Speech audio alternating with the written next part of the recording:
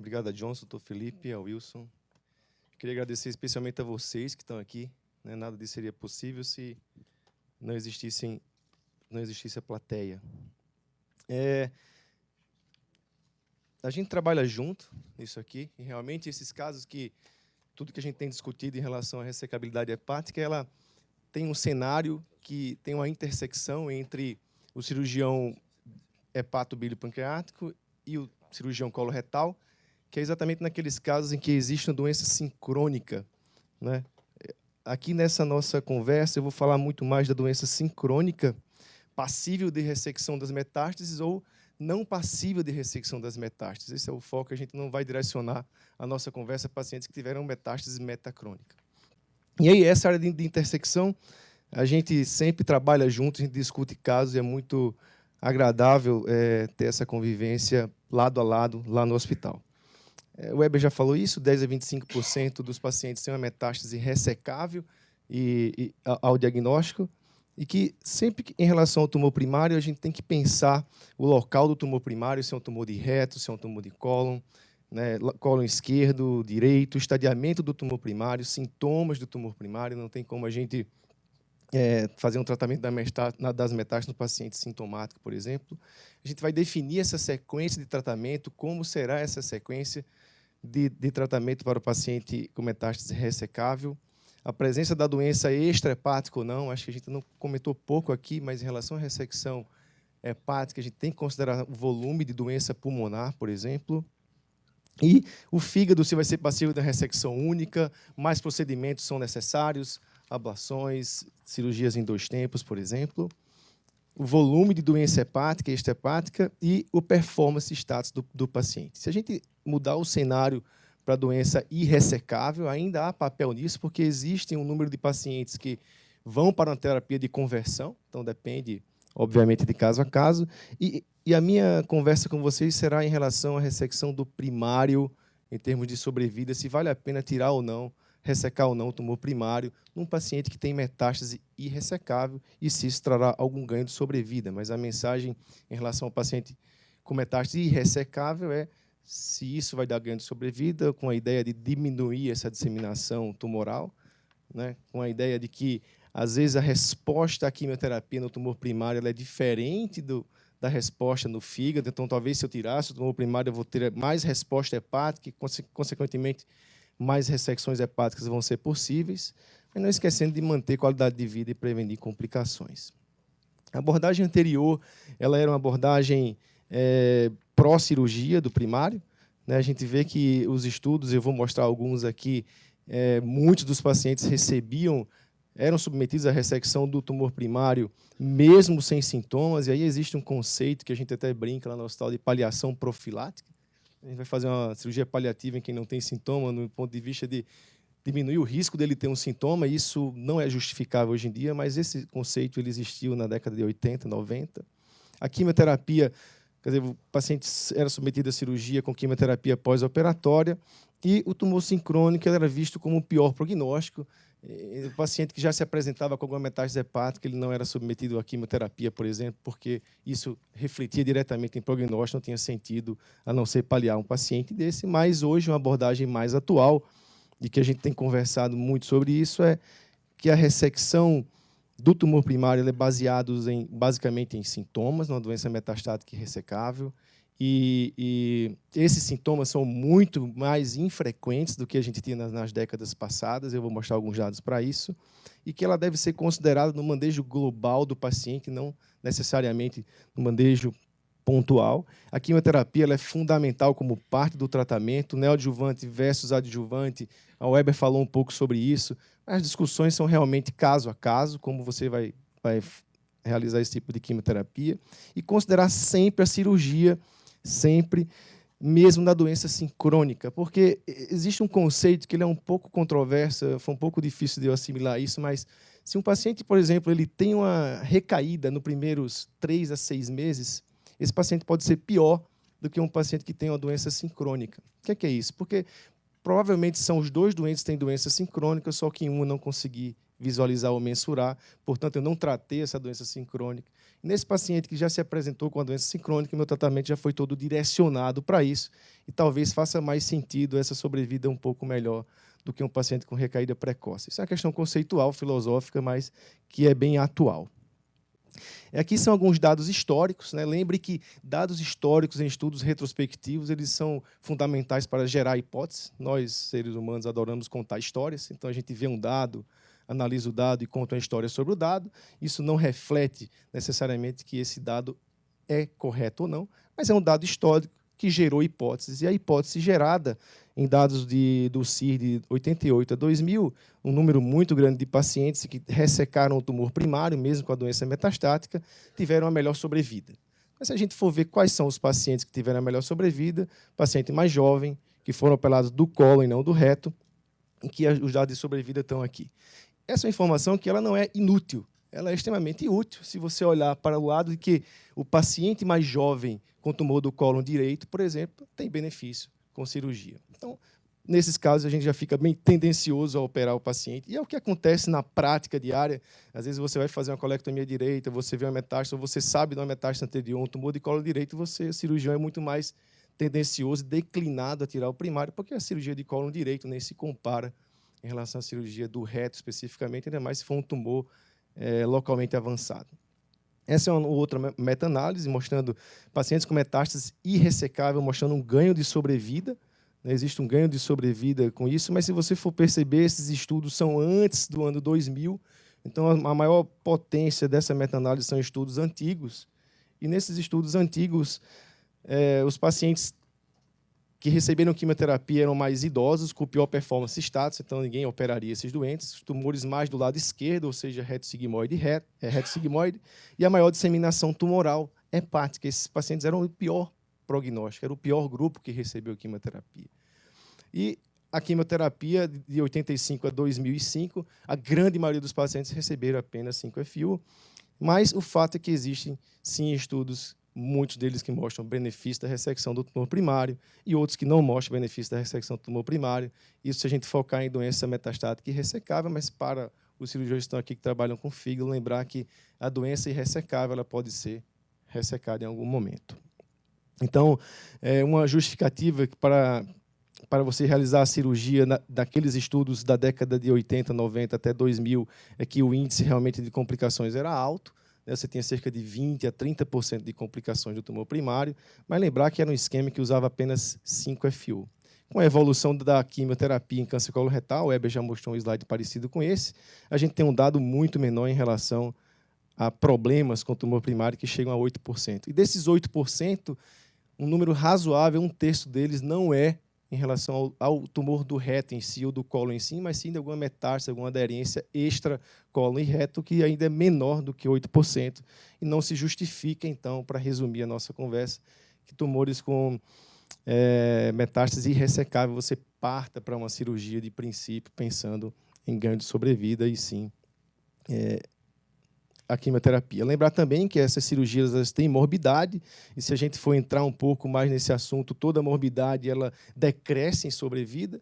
Né? Se um paciente tem alguma fístula, alguma infecção, isso é diretamente relacionado com piora de sobrevida. Existem fatores de neutrófilos e imunossupressores que justificam essa pior sobrevida. Então, você, além de beneficiar cerca de 6% a 8%, você ainda piora em 20% os pacientes com algum problema, alguma complicação com a cirurgia. Então, metástase não ressecável, a quimioterapia seria a primeira modalidade de tratamento.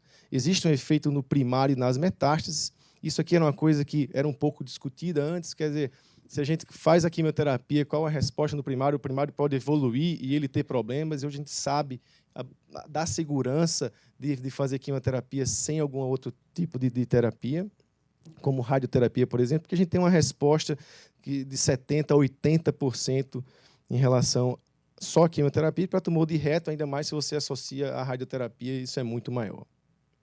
Além disso, eu me lembro do doutor Alessandro, que está sentado ali atrás, uma vez a gente discutindo sobre a quimioterapia neoadjuvante e adjuvante. Ok, a sobrevida é igual, mas é muito elegante e é muito racional que você avalie a resposta em vivo sem dar nenhum malefício para o paciente em fazer a quimioterapia neoadjuvante. Então, existe sim uma seleção de bons respondedores, e é claro que, nesse caso, a sua tendência cirúrgica ela se justifica, né? E o início precoce ela é essencial. Essa frase é mais direcionada para pacientes com tumor de reto, eu vou falar um pouco mais sobre isso.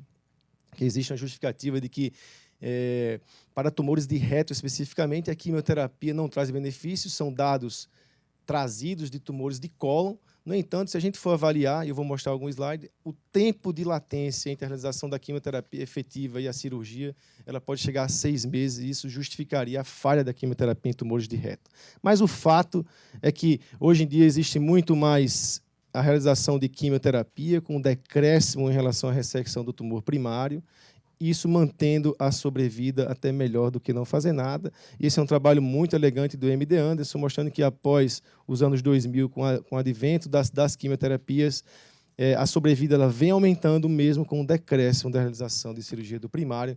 Acho que esse slide justifica tudo que a gente tem falando. No entanto, ainda tem pessoas com dúvidas sobre isso, e existem 2 estudos prospectivos em andamento que vão sanar definitivamente a nossa dúvida.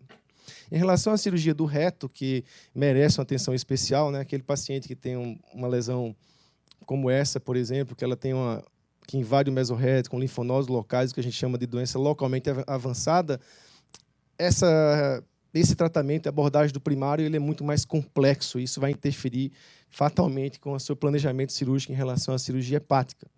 Então, toda vez que a gente vai operar um reto, a gente tem que pensar em todos esses aspectos, né? As margens circunferenciais, como eu vou ganhar isso, a margem distal, em relação a linfonodos locais ou não, a função sexual e urinária. A gente sabe que os pacientes sobrevivem muito e a gente tem problemas com função, e a preservação esfincteriana.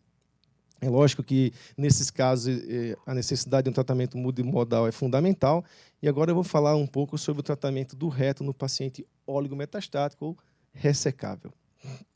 Esse trabalho é um trabalho clássico de radioterapia, um trabalho alemão, do Sauer, publicado em 2004. Existe uma atualização, mas os dados são muito parecidos, em que, basicamente, a radioterapia pós-operatória tem um pior índice de recaída, a recorrência à distância é igual, a sobrevida é igual. No entanto, a toxicidade com a radioterapia pós-operatória foi maior e a preservação esfincteriana menor, o que nos leva hoje a um conceito bem clássico de quimio-radioterapia neoadjuvante para tumores de reto localmente avançados, né? A radioterapia pré-operatória ela é preferível e ela não afeta a sobrevida global. Então, se a gente tem um caso desse com um tumor de reto localmente avançado, faz um ciclo de radioquimioterapia, ele diminui, e a gente segue para ressecção e quimioterapia adjuvante. Essa é uma abordagem clássica do que a gente faz hoje em relação ao reto. Mas imagine isso num paciente com doença metastática, que você vai ter um atraso na realização da quimioterapia sistêmica, quer dizer, de 4 a 5 semanas de neoadjuvância, de 8 a 12 semanas pré-operatórias, e você tem ainda 4 a até 8 semanas depois da cirurgia para iniciar a quimioterapia sistêmica.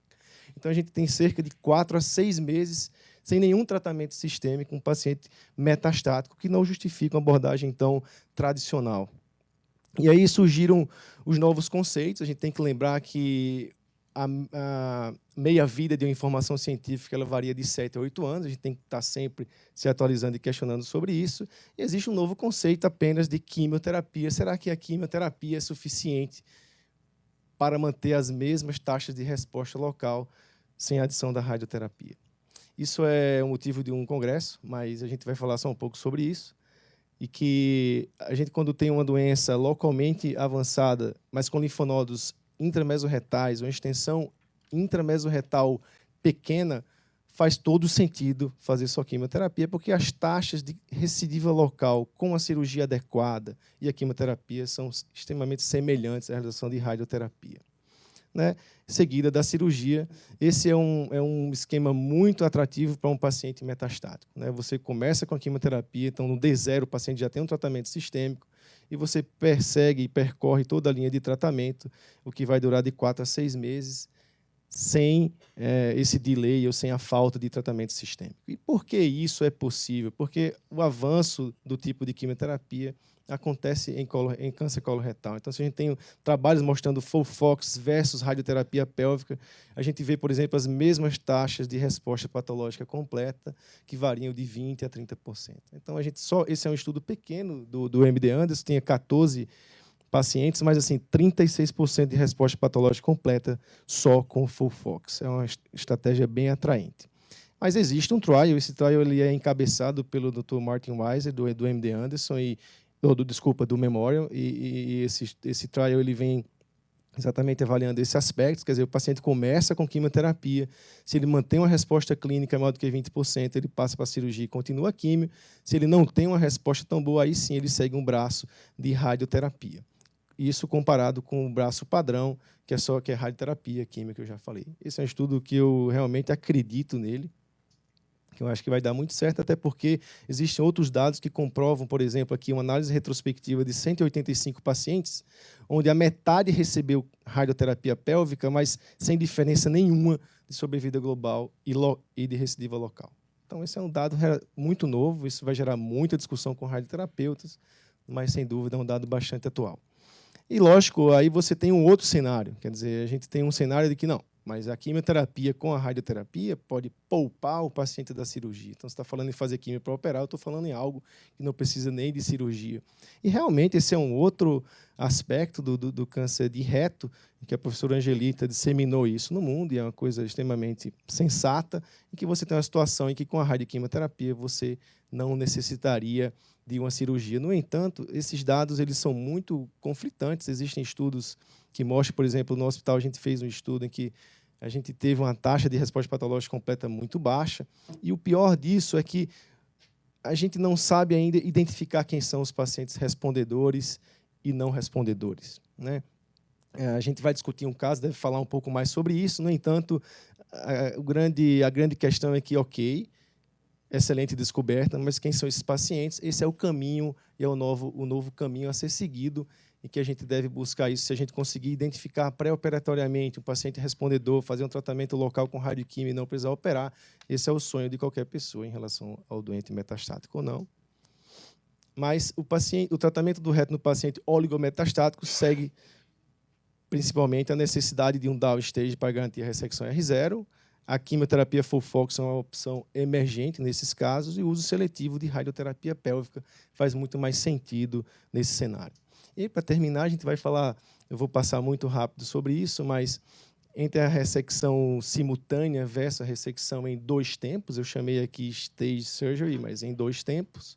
Esse é um estudo retrospectivo também com 230 pacientes, que mostrou que a cirurgia simultânea era muito mais realizada em pacientes com tumores de cólon direito do que esquerdo. Essa é uma tendência, mas existem outros estudos mostrando que realmente a cirurgia simultânea ela é extremamente factível, não há piora em complicações, muito mais ganho em tempo de internação hospitalar. Então, se você tem uma equipe preparada, adequada, em que você pode realizar essa cirurgia, muitos dos estudos mostram que ela é extremamente factível, né, em termos de tempo de centro cirúrgico, tempo de internação hospitalar, o tempo é bem menor, com significante estatística em relação à cirurgia em 2 tempos. Né? Aqui é um outro estudo mostrando também uma evidência disso. Esse é um estudo que ele é pareado, 32 casos prospectivamente, matched, quer dizer, pareado por idade, asa, gênero, ressecção hepática do primário, comparado também mostrou um benefício em ganho de tempo de internação hospitalar, sem alteração de sobrevida. Mas existem outros estudos, por exemplo, que as hepatectomias maiores, você pode chegar até a 8% de mortalidade.